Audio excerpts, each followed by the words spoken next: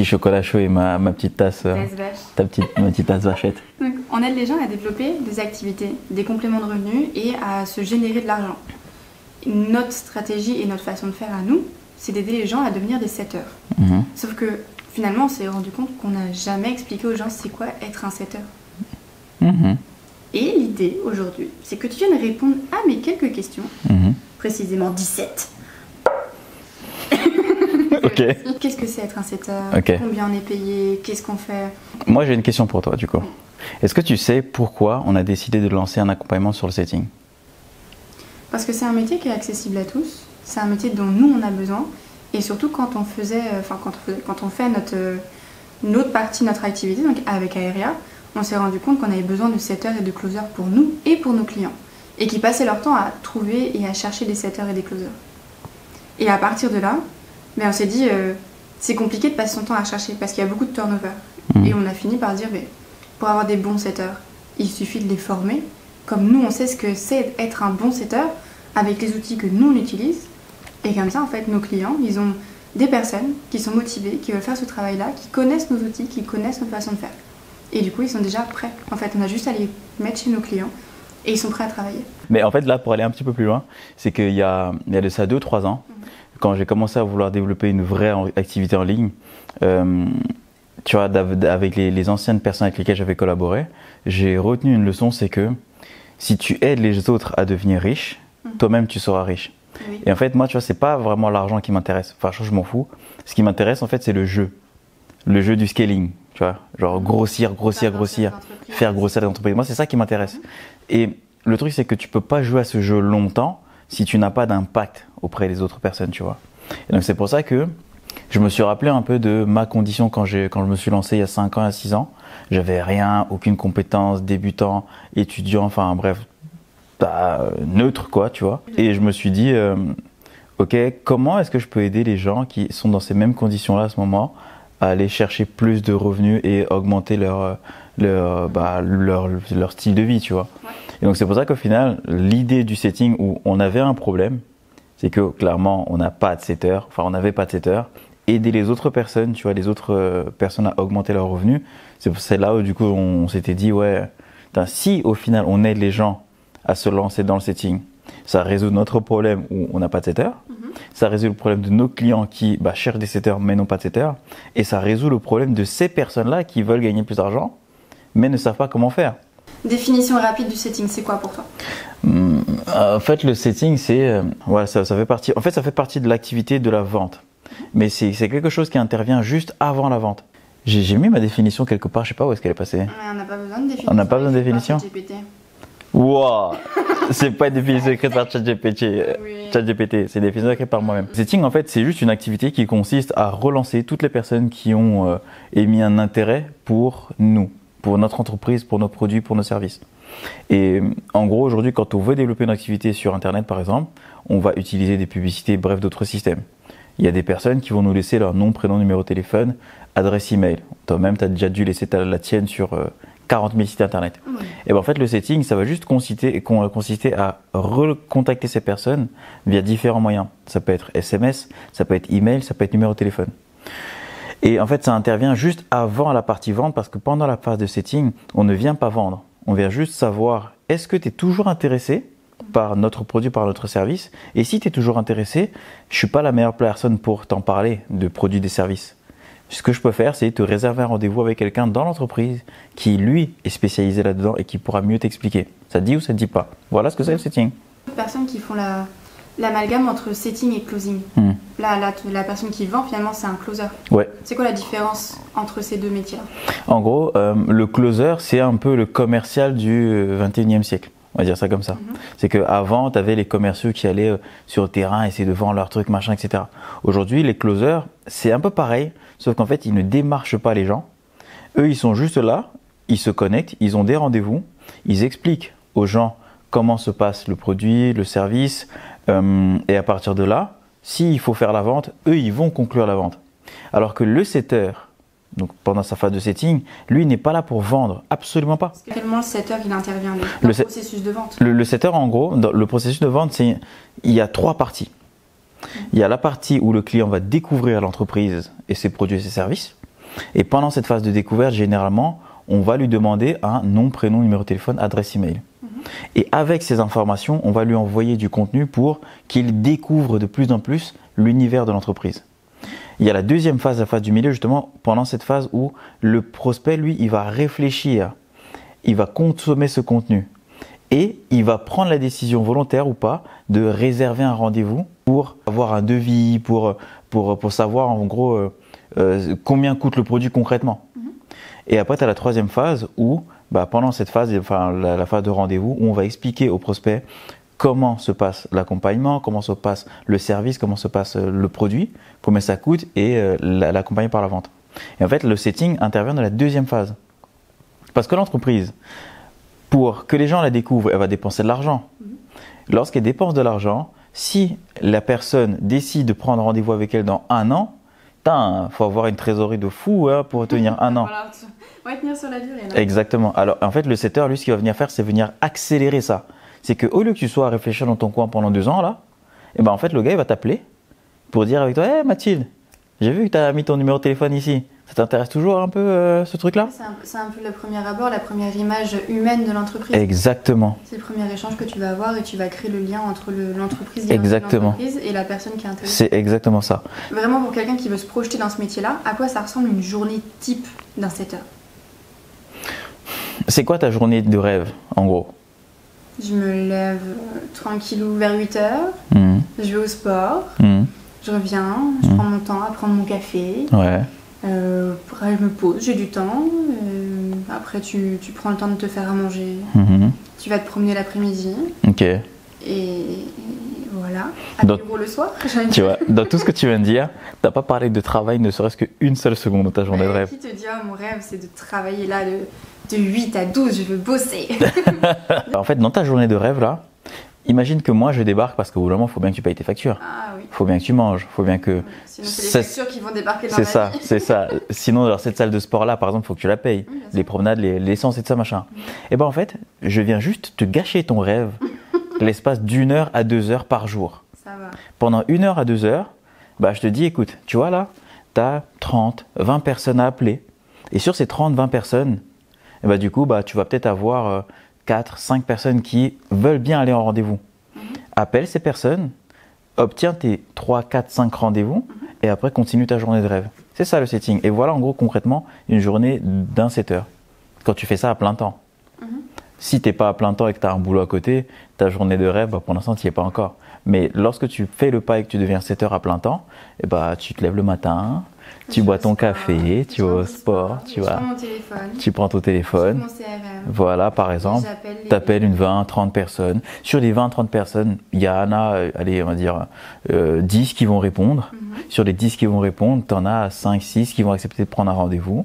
Tu raccroches, tu fais ta promenade, tu fais ton apéro, tu fais ta vie et tu continues, quoi.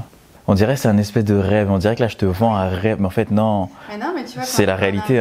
Céline, ce qu'elle nous disait, le matin, elle emmène sa fille à l'école ou un truc comme ça. Toute la matinée, donc pendant 4-5 heures, elle travaille, elle fait son setting. Et puis à midi, sa fille rentre de l'école et jusqu'au soir, c'est ça. Elle travaille plus, elle fait plus de setting parce qu'elle veut être avec sa famille. Exactement. Tu vois, c'est pour ça que ça paraît être inaccessible et ça paraît être réservé pour les autres ou alors on peut se dire ça marche pas. Et si on veut pouvoir avoir cette journée de rêve, qu'est-ce qu'il faut comme compétence pour devenir un bon setter, vraiment quelqu'un qui soit compétent, performant, tu puisses vraiment te faire 3 4 000 euros par mois, tu fais avec ça. C'est quoi les compétences qu'il faut? Déjà, faire 3 4 000 euros avec ça, dès le début, non. Non, pas dès le début, mais pour devenir un bon setter, vraiment. Faire 3 4 000 euros avec ça dès le début, non, tu oublies. C'est vrai que sur le papier, j'aurais tendance à te dire qu'il faut juste que tu sois capable de discuter avec d'autres personnes, répondre au téléphone, etc. etc. Ouais, mais en fait, c'est ça. Mais en fait, le truc, c'est que c'est un peu plus compliqué que ça. Il faut quand même que tu aies des compétences, de communication et de relationnel. Un peu d'empathie.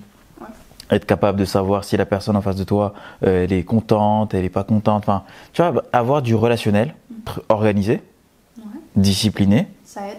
Ça aide là beaucoup. Parce que justement, évidemment, venir casser ton rêve 1 heure à 2 heures par jour, ça fait chier.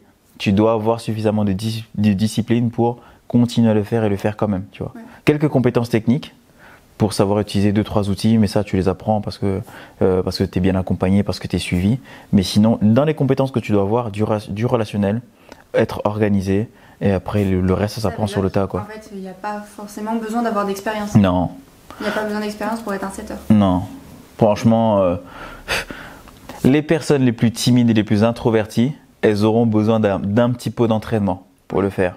Mais par contre, si tu es quelqu'un qui a déjà la tchatch de base, du genre à parler à tout le monde, du genre à... Vas-y. Oui, ok. T'aimes papoter, ça... Ouais, voilà, c'est ça. T'aimes papoter, c'est fini. Ça se travaille, mais ça peut se faire. Tu es dans la démarche de te lancer, devenir setter, tout ça, comment est-ce que tu peux améliorer ton discours en tant que setter? Parce que savoir parler aux gens, c'est mignon. Mais comment est-ce que tu as un bon discours face à ces gens-là? Et comment tu t'améliores aussi jour après jour? Bah, pour t'améliorer, en fait, il faut juste que tu arrives à comprendre le jeu auquel tu es en train de jouer. T'appelles pas pour discuter avec des gens. T'appelles quand même pour un objectif.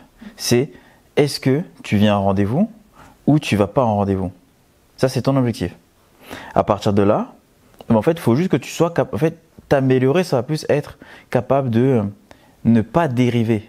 Tu vois. Parce que tu as des gens, quand tu vas les avoir au téléphone, ils seront super contents de t'avoir. Et ils vont discuter avec toi pendant 15, 20, 30 minutes.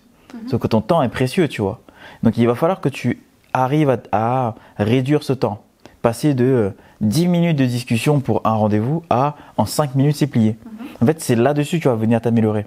C'est plutôt, et tu vas venir aller chercher une compétence, ça va plutôt être de la questionnologie. Je ne sais pas comment. Questionnologie. Ouais. Sapologie, et maintenant il y a la questionnologie. Il y a la sapologie. Mais en gros. Être capable de poser les bonnes questions. Exactement. Un peu comme ils font les coachs. Exactement. Être capable de poser les bonnes questions pour avoir les bonnes réponses et mener les gens à un rendez-vous plus rapidement. Donc non, c'est pas la sapologie, mais c'est de la questionnologie. Mais autre ça, question sérieuse. Si on veut devenir setter, c'est quoi la meilleure formation pour devenir setter? Le terrain. Il y a vraiment pas, il y a pas meilleur. Le terrain. D'ailleurs, c'est exactement pour ça que notre programme d'accompagnement et de la manière dont on accompagne les gens a été calqué sur ça, sur ok, j'ai pas de compétences, comment j'apprendrai. Tu vois, moi, il y a un gros truc que j'aime beaucoup, c'est de me dire que avant, quand il n'y avait pas d'école de médecine, les gens ils apprenaient comment la médecine? Non, mais même regarde la médecine. D'abord, tu as la théorie, tu es à l'école, tu apprends les bases de la médecine, et ensuite tu as l'internat ou trucs comme ça. Voilà, où tu pratiques. Après, tu vas regarder comment font les gens, puis tu et après tu vas. Et ben voilà. Et comme tu vois, les études de manière générale, tu as beaucoup d'études en alternance, et les personnes qui sortent d'alternance souvent sont c'est les plus compétentes. Et bien ça, en fait, on est venu exactement calquer notre méthode d'accompagnement sur ça, parce qu'aujourd'hui, c'est la meilleure manière pour toi d'apprendre. Tu as une phase où tu vas apprendre la théorie, c'est bien. Cette théorie, et pour moi, avec le setting, c'est une phase qui doit être la plus courte possible. C'est pour ça en fait qu'on est venu mettre en place un accompagnement où en l'espace d'une semaine, franchement tu te poses, en moins d'une semaine la théorie s'est pliée. Parce qu'en fait c'est pas le plus important. Le plus important c'est la deuxième phase, la phase de pratique, où tu vas venir observer, mais surtout pratiquer sur le terrain. Parler aux gens, savoir Parler aux gens, comment ils réagissent, quel type de personnes exactement. Donc tu as vraiment cette phase de terrain. Et après par contre la troisième phase, parce qu'on n'est pas là, on est là pour apprendre, mais on n'est pas là justement pour apprendre. C'est pour ça que c'est pas une formation, c'est pour ça que c'est un accompagnement. Parce que tu n'es pas là pour apprendre à gagner de l'argent, tu es là pour vraiment gagner de l'argent. Et le seul moyen pour toi de vraiment gagner de l'argent, c'est de collaborer avec des entreprises qui sont capables de te payer. La troisième phase, après la théorie et la pratique sur le terrain où tu es venu tester tout ça par toi-même, bah, tu as une phase justement où tu vas signer un vrai client, il te donne vraiment des vraies personnes à contacter et là tu appelles vraiment, à la fin du mois tu lui envoies une vraie facture et tu encaisses du vrai argent. Ça c'est la meilleure manière pour moi aujourd'hui d'apprendre. Pour apprendre ça, il faut combien de temps à peu près? Nous en tout cas on a conçu ça en 30 jours c'est plié. 30 jours, tu as ta première facture qui est payée. Et rien que pendant ta phase d'apprentissage. Tu as une phase théorique. On l'a estimé à une semaine maximum. Quand tu es quelqu'un d'occupé, c'est-à-dire salarié, face de ta phase théorique, malgré le fait que tu sois occupé comme ça, en une semaine, c'est plié. Okay. En une semaine, vraiment, avec ton coach, avec ton accompagnant, c'est plié en une semaine. La partie pratique, par contre, justement, bah, c'est là que tu commences ta vraie alternance, comme en alternance, quoi. Pendant cette partie pratique, bah, là, tu as accès à une liste de personnes que tu appelles vraiment pour vraiment générer des rendez-vous. À la fin de ces rendez-vous, il y a vraiment des closers au bout du fil qui, eux, vont conclure les deals.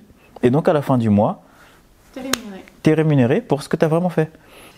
Ok. Et quand tu es setter comme ça, est-ce que ça te demande des coûts? Est-ce que tu as des outils que tu vas devoir mettre en place par exemple?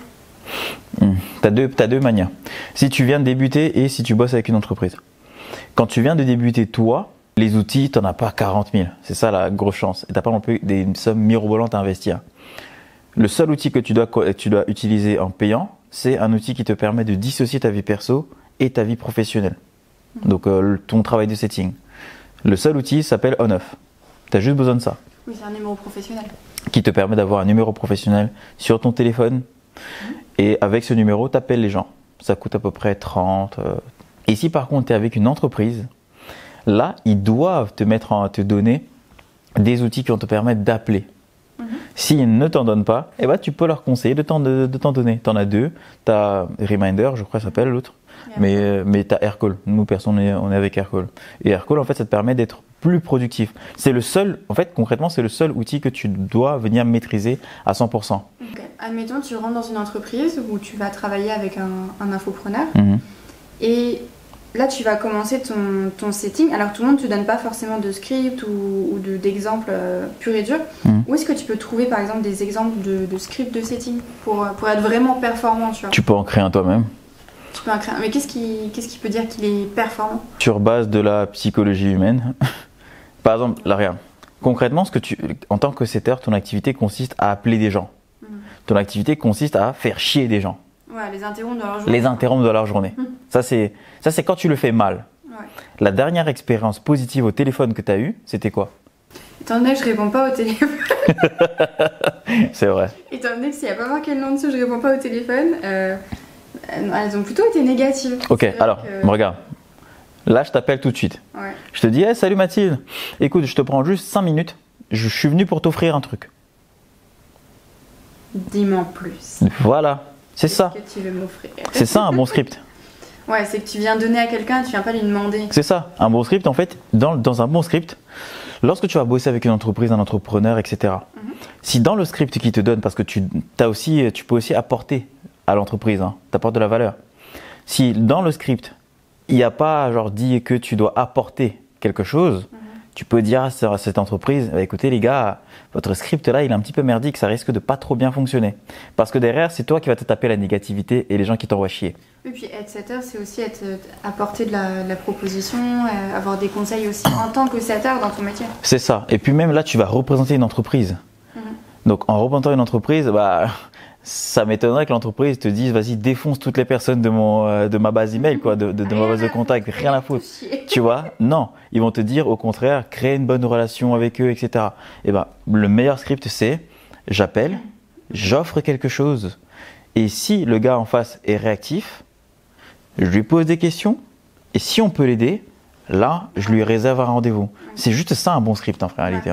Donc dès à présent, aujourd'hui, tu vois, n'importe quel setter qui va voir cette vidéo ou qui va voir ce message, et au lieu d'appeler les gens pour leur dire j'appelle parce que j'ai vu que vous voulez des panneaux solaires. Non. Oui, bonjour, je vais vous offrir un e-book qui vous explique les 15 astuces pour économiser en énergie. Est-ce que votre adresse email c'est bien ça? Normalement, tu dis oui. Bam. Et au fait, votre projet de panneaux solaires là, vous voulez toujours les installer d'ailleurs? Parce que comme ça, moi, je vous envoie pas un truc pour rien. Bah ouais, non, je réfléchissais, machin. Et tu vois. Et là, tu amorces la discussion. Et là, t'es parti. Et là, tu discutes avec la personne, quoi. C'est pas compliqué. Ok, ça donne envie. Ok, maintenant, conseil qu'on peut être setter. Conseil qu'on peut faire. Ça donne envie, tu vois. Ça donne envie de devenir setter. Mais dans quelle industrie est-ce que ça recrute le plus pour des setters? Tu vois, quand t'es setter, vers quelle industrie tu te tournes? Il n'y a pas d'industrie, il y a plus des caractéristiques avec les entreprises avec lesquelles tu peux bosser plutôt. Tu vois, tu as des entreprises qui vendent des produits pas chers. Et ces entreprises-là, c'est pas intéressant pour toi d'aller bosser avec eux parce qu'elles n'auront pas assez d'argent pour te rémunérer. Elles sont pas suffisamment rentables pour te rémunérer. Et vu qu'elles sont pas suffisamment rentables pour te rémunérer, tu vas perdre ton temps. Typiquement, toutes les entreprises qui vendent des produits à moins de 1 000 € ne sont pas intéressantes pour toi. Et en fait, tu voulais que je te donne une industrie, mais là, ça vient déjà de couper pas mal d'entreprises. Ouais, ça élimine du monde. Voilà. Tout ce qui est petits produits, genre tu vas pas vendre des savons, quoi. Voilà. Tous ces trucs-là, c'est pas intéressant pour toi. Ça, c'est mort. Exactement. Maintenant, qu'est-ce qui nous reste? Il va nous rester des industries plutôt à l'ancienne ou des nouvelles. À l'ancienne, bah, typiquement, les panneaux solaires, un peu. Ouais. Ça, C'est intéressant.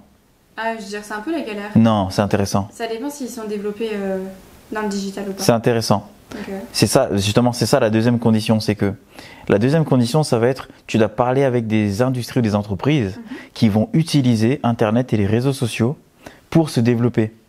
Parce qu'en gros, une entreprise qui va utiliser des pages jaunes, de la prospection, ce genre de choses, tu vas pas être un setter, tu vas être quelqu'un qui prospecte. Ouais. Tu vois. Et là, le script est différent. C'est plus compliqué aussi. C'est plus compliqué, tu as plus de refus, etc. Ça va te miner le moral. Alors qu'une entreprise qui va utiliser les réseaux sociaux et Internet, qui va faire de la publicité. et qui va faire de la publicité par exemple, va collecter des noms, prénoms, numéros de téléphone, adresses email. Donc les gens en fait les connaîtront déjà. Et tu vois, ça vient encore une fois de resserrer le truc. Au final, il nous reste quoi? Il va nous rester des entreprises dans le domaine physique, un peu à l'ancienne, mais qui utilisent de la publicité en ligne par exemple. Des entreprises dans le panneau solaire seront intéressantes. Les panneaux solaires, c'est les produits qui coûtent 10 000 balles et 8 000 euros, etc. Donc suffisamment cher pour que tu puisses prendre un pourcentage là-dessus. Des entreprises qui font de la formation en ligne. Encore une fois, par contre, il faut respecter les conditions. Formation à moins de 1 000 euros, tu ne prends pas. Mais plus des accompagnements à 2 000, 3 000, 4 000, 10 000, là c'est intéressant pour toi. Okay. Tu vois. En fait, il n'y a pas donc, une industrie ou des industries. Ouais, il y a plus. Critères, en fait, exactement. Donc on est d'accord que tout ce qui va être infopreneur ou toutes ces personnes-là qui te font de la formation, de l'accompagnement, qu'on va beaucoup voir en ligne, ces personnes-là, c'est des bonnes personnes, Si elles respectent les indications que je viens de te donner, oui. Si elles ne respectent pas les indications, non. Et maintenant que j'ai mes critères, comment est-ce que je le trouve, mon infopreneur? En fait, c'est très simple. Où est-ce que je vais chercher? Ça dépend en fait de ton degré de risque. Tu as deux niveaux de risque. Soit tu préfères être sécuritaire et dans ce cas aller travailler avec des entreprises qui ont déjà de l'argent et qui sont déjà assez importantes dans leur secteur d'activité. Par contre, pour les contacter, ça va être beaucoup plus difficile. Parce que généralement, à ce moment-là, l'entrepreneur n'est plus sur le terrain. Tu vois, c'est plus lui qui répond à ses réseaux sociaux. Il gère l'entreprise. Voilà, lui, il gère la boîte. Donc, il n'a même pas le temps de répondre aux messages sur Internet. Donc, lui, le contacter, ça va être coton. Donc lui, pour contacter ce genre d'entreprise-là, généralement, tu vas venir t'adosser à des boîtes comme la nôtre, où en fait, nous, ce qu'on fait, c'est qu'on vient aider justement ces entreprises-là à grandir. Par exemple, nous, typiquement, toutes les personnes qu'on accompagne, on les met en relation avec des entreprises qui sont déjà quand même assez importantes dans leur secteur d'activité et qui ont besoin de cette heure en masse. Et donc là, il y a de la place pour tout le monde et donc tu vas pouvoir y aller. Donc, si tu es adossé, affilié à une entreprise comme la nôtre, tu pourras profiter d'un effet de mise en relation, un effet recommandation. Ce sera beaucoup plus facile pour toi. C'est aussi pour ça que tu as investi pour te faire accompagner, pour qu'on te facilite la tâche. Oui, parce que c'est quand même coton d'aller chercher quelqu'un aussi. C'est beaucoup de. C'est ça. Tu finis par tomber sur quelqu'un, quoi qu'il arrive après. Mais par contre, le truc, c'est que tu as le deuxième cas où en fait, du coup, tu te lances, on va dire, en indépendant, tout seul. Tu as appris ce truc tout seul et tu vas aller trouver tes premiers clients. Oui, là, en fait, c'est pas compliqué. C'est pas compliqué. Tu prends les critères que je t'ai donnés.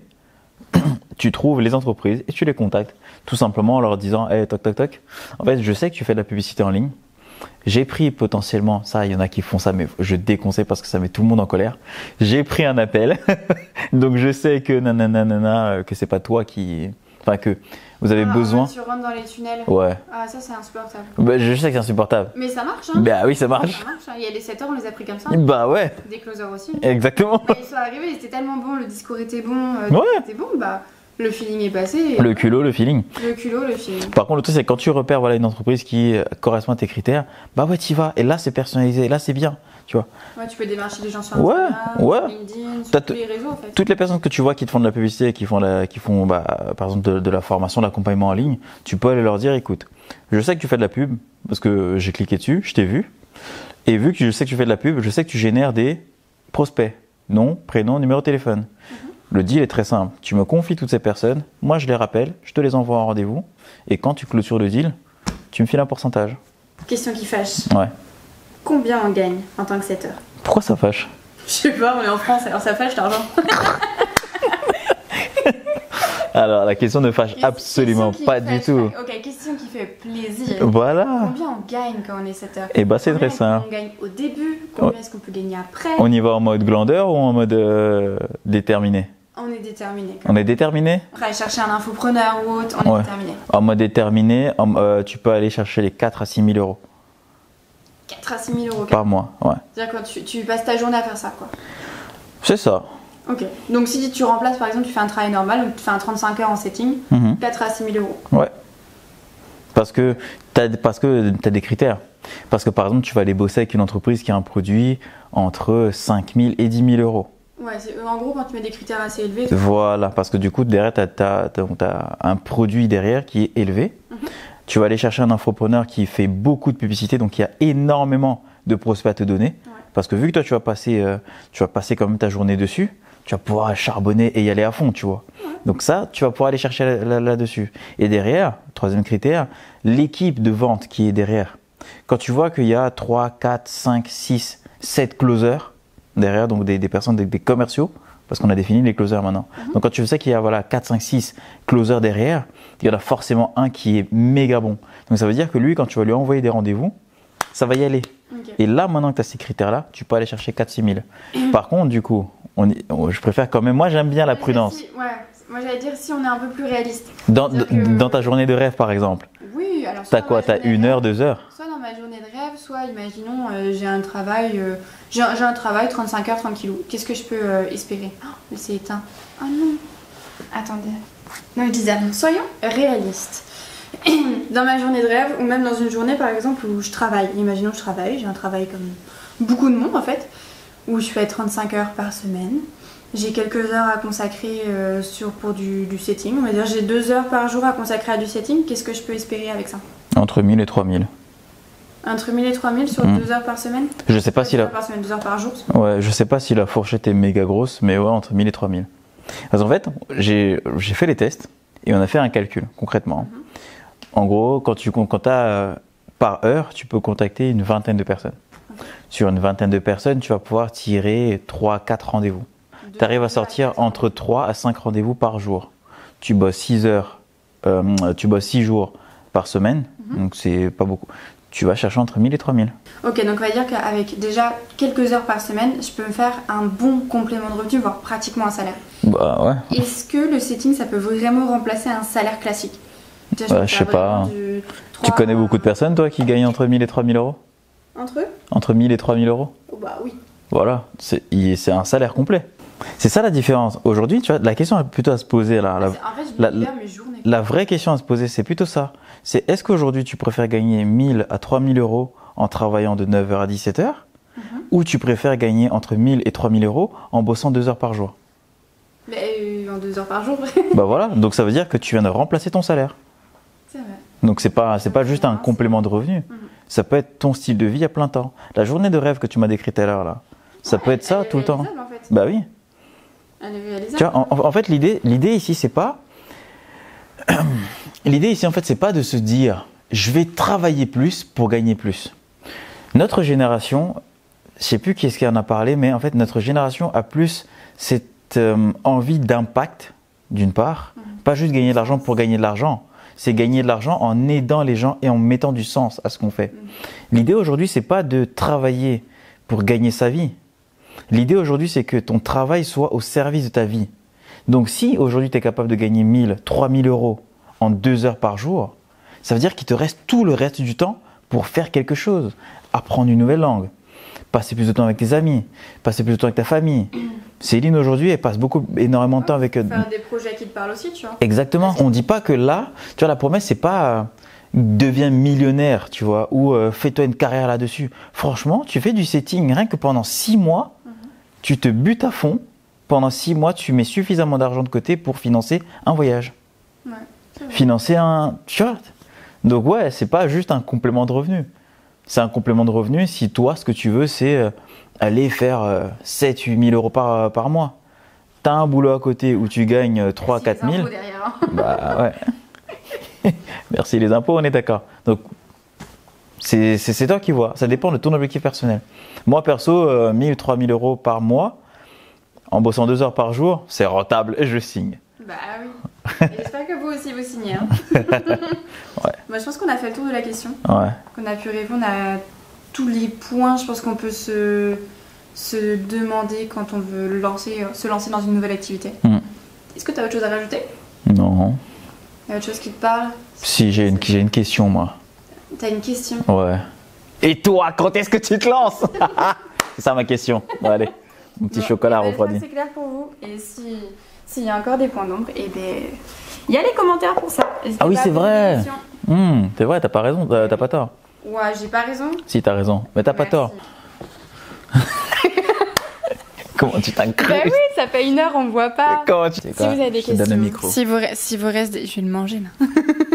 Si vous reste des questions sur le métier de setter, sur qu'est-ce qu'on peut faire, qu'est-ce que ça peut nous amener à d'être setter et qu'est-ce qu'on peut faire avec cette activité-là, et bien pose des questions en commentaire. Allez, Voilà. salut, salut. Salut. Et toi, quand est-ce que tu te lances?